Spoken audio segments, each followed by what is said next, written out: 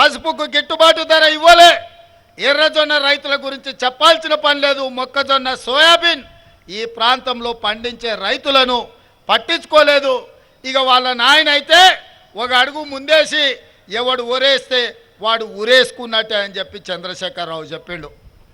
అప్పుడు చైతన్యం కలిగిన ఈ ప్రాంత రైతాంగం ఒక నిర్ణయం తీసుకున్నారు. బిడ్డ మళ్ళీ అయితే రా, నీకు లగ్గం చేయకపోతే చూస్తామని చెప్పి.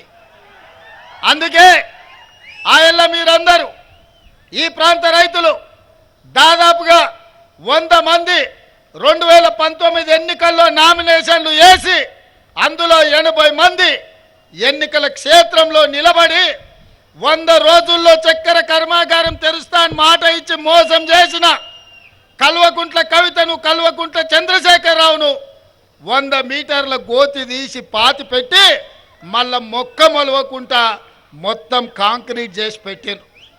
ఆ దెబ్బకు 2024లో కల్వకుంట్ల కవిత గారు ఎన్నికల్లో పోటీ చేయడానికే భయపడ్డారు.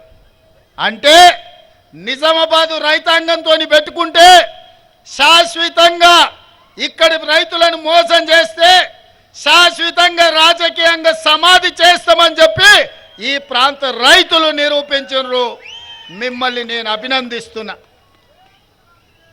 సరే, ఏనుగులను తినేటోడు పోయింది అనుకుంటే పీనుగలను తినేటోడు వచ్చిండు.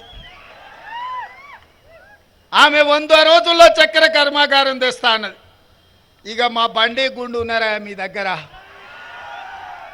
ఇక బండిని గుండును నమ్మేటట్టు లేదని మీకు బాండ్ పేపర్ రాసిచ్చిండు, 5 రోజులల్లా మీకు పసుపు బోర్డు తెస్తా అని. మరి రాజ్నాథ్ సింగ్ గారు, రామ్ మాధవ్ గారు, భారతీయ జనతా పార్టీ నాయకులందరూ చెప్పిండ్రు పసుపు బోర్డు ఇస్తామని. మరి నరేంద్ర మోడీ గారు చివరికి మొన్న పసుపు బోర్డు ఇస్తామని జీవో ఇస్తే అక్కడ నిజామాబాద్ అనేది మర్చిపోయిండు. అందులో మీరు ఒక్కసారి ఆ జీవో చూడండి, అందులో ఏంది లేదు. ఎక్కడ పెడతాడో నాకు తెలియదు. హిమాలయ పర్వతాలలో పెడతాడో, శంకరగిరి మాన్యంలో పెడతాడో, లేకపోతే నిజామాబాద్ గడ్డ మీద పెడతాడో. ఇవాళ కాడికి వరకు అది రాలే. కానీ ఆయన మారు వేషంతో ఇక్కడ పెట్టిన స్పైసెస్ బోర్డును అదే పసుపు బోర్డు అని నమ్మించే ప్రయత్నం చేసిండు, బుకాయించే ప్రయత్నం చేసిండు. గిదే గది, గదే గిది అని. నేను అడగదలుచుకున్న మిత్రుడు ధర్మపురి అరవిందును, గ్రామాలలో బట్టలు ఉత్కనికే రిన్ సబ్ అని ఉంటుంది. ఈ రిన్ సబ్కు డూప్లికేట్ కింద సేమ్ అట్లనే ఉంటుంది రన్ సబ్ అని ఒకటి వచ్చింది.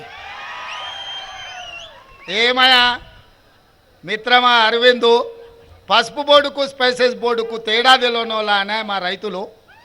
ఆకాశం వంక ఇట్లా చూడకుంటేనే మబ్బులు ఎప్పుడైతే మేఘాలు ఎప్పుడు కమ్ముకుంటాయో, వాన ఎప్పుడు కురుస్తుందో, పసుపు ఎప్పుడు వేయాలో, కందులు ఎప్పుడు పండించాలో, మిర్చి ఒడ్లు ఎక్కడ వేయాలో, ఏ భూములు వేయాలో తెలిసిన వాళ్ళు మా నిజామాబాదు జిల్లా రైతులు. వెనకటికి ఎవడోనంట తాతకే దగ్గు నేర్పిండంట. ధర్మపురి గారు ఇవాళ మా నిజామాబాదు రైతులకు బోర్డుల గురించి చెప్తున్నాడు.